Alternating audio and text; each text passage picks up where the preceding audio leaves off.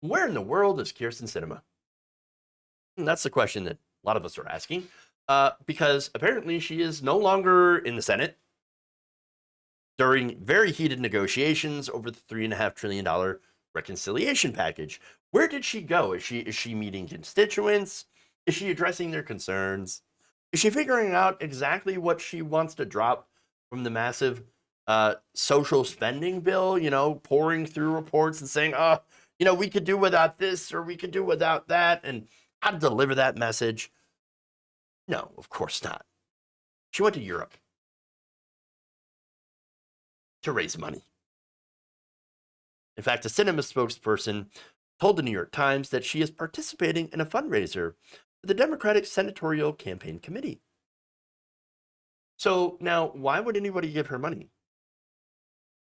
when she's literally blocking the passage of the reconciliation bill along with Joe Manchin? Oh, right, we're not talking about regular people. We're talking about rich donors, because of course. Now, a source told the outlet that there was a fundraiser in Paris, but it's unclear whether the senator was actually invited or urged to go by party officials. Sinema's office did not mention how long she would be away either, or which country she is visiting. So nobody knows where she's at, where she's going to end up. They also don't know who is paying for the trip or whether she is fundraising for her own campaign. Those sources told the Times that her team planned to set up meetings in both Paris and in London. And so we have an idea, but again, we don't know who's. Well, I'm pretty sure we can guess who's paying for the trip. Again, her corporate donors. So now, Senator Gary Peters, who's the chairman of the DSCC, and like nearly all Democrats, supported Biden's proposal, also traveled to London for a fundraiser that charged up to $36,500 per ticket. Let me just stop at how gross this is. It's a lot of money. The regular people, afford a $36,000 ticket? Yeah, of course not. Hell no. Hell no. That, you realize that is more than the average American makes. By the way, $30,000 a year is $15 an hour if you're working full time. Our federal minimum wage is half that. That is something that Kyrsten Sinema refused to vote on. In fact, she said no. She said no, not at all. No, you can't make $30,000 a year, but we're going to go to to a fundraising campaign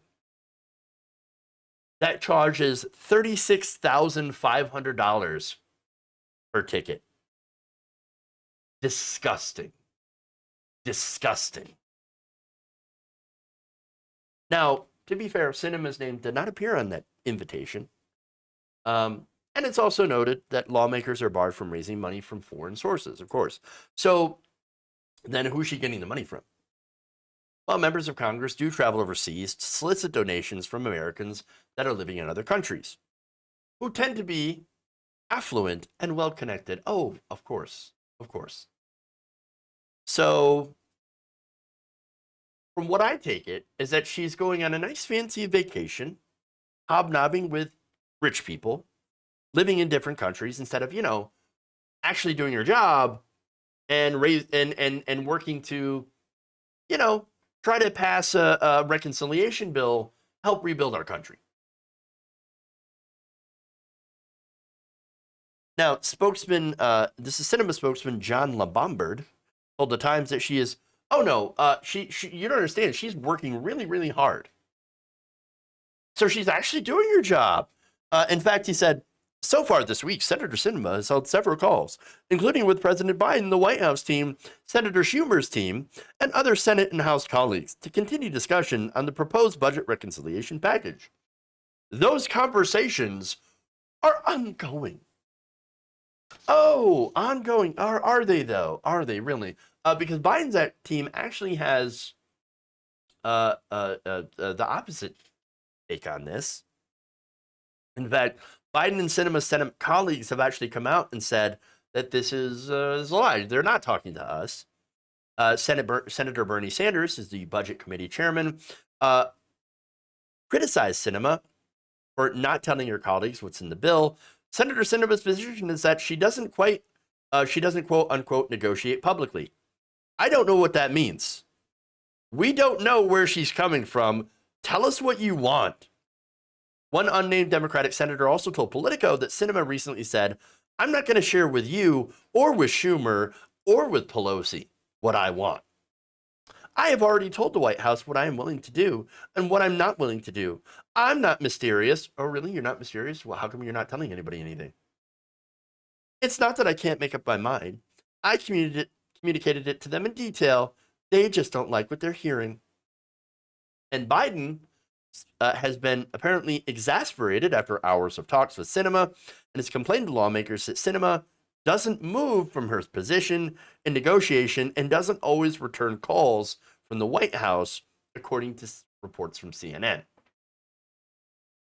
Well, to be fair, Biden isn't alone on that because he's he's being treated just as bad or almost as bad as she treats her own voters, her own constituents. Again, she hasn't done a town hall in her district ever. She barely, she never returns calls. It always goes to voicemail, and runs away from her constituents. And yet, despite all that, she seems to find a lot of time to meet with wealthy donors. Gee, I wonder why. Oh, right. It's the money. In fact, Sinema's leading donations from the pharmaceutical industry and corporate lobbying groups that are trying to kill key parts of the bill.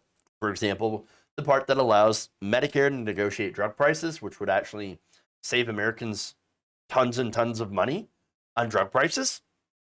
She also received $519,988 from PACs and individuals in the pharmaceutical industry throughout her career, according to the Center for Responsive Politics. She also brought in more than $120,000 in pharma contributions between 2019 and 2020, even though that she is not up for re-election in 2024. Sinema has also received $190,161 from donors in the pharmaceutical manufacturing space and $62,797 in the medical supplies industry. Sinema's office is also led by a former lobbyist whose firm worked on behalf of pharmaceutical companies. Gee, I wonder why. Not only that, but she last month held a fundraiser with the 5 business groups that opposed the bill, which charged attendees up to $5,800 to attend a 45-minute event. Sinema also left Washington to go to Arizona, where she had attended a ritzy donor retreat at a high-end resort and spa, according to the New York Times. And also, The Interceptor reported that Sinema literally teaches an ASU class on raising money, including with topics including how to cultivate large individual donors, opportunistic fundraising, and corporate giving. So, yeah, that might be why. Kyrsten Sinema is not agreeing to anything, and by the way, won't publicly talk about it because she knows that she's just working for her donors, and she doesn't want to be honest about it. So now, of course, everybody sees through her. Everybody knows who she is. In fact, her poll numbers in Arizona have cratered. A new poll from Data for Progress on Thursday showed that 70% of prospective primary voters have a negative opinion of Kyrsten Sinema, compared to 85% who have a positive opinion of Senator Mark Kelly of Arizona. So now Mark Kelly is an establishment Democrat, but Mark Kelly is not going against an incredibly popular infrastructure bill either. So he's all in. He's like, yes, $3.5 trillion. By the way, is the compromise bill. Originally, it went for $6 trillion. Now, the poll also found Sinema trailing all 4 potential progressive primary challengers included with the survey. Now, the only problem is she's got like 3 years left. So, she's got a lot of time left in office, unfortunately. And she doesn't give a goddamn whether anything that helps the American people passes the House or Senate. And by the way, her actions are making it very likely that Republicans will win back the House and Senate in the midterms, which of course, and it's any chance that we're going to pass anything substantial, and would turn the Biden presidency into a lame duck presidency, the rest of it. And unfortunately, that could also very likely lead to Donald Trump, if he runs, beating Joe Biden. Disaster all around, all thanks to the greed of a couple of senators, Joe Manchin, Kyrsten Sinema.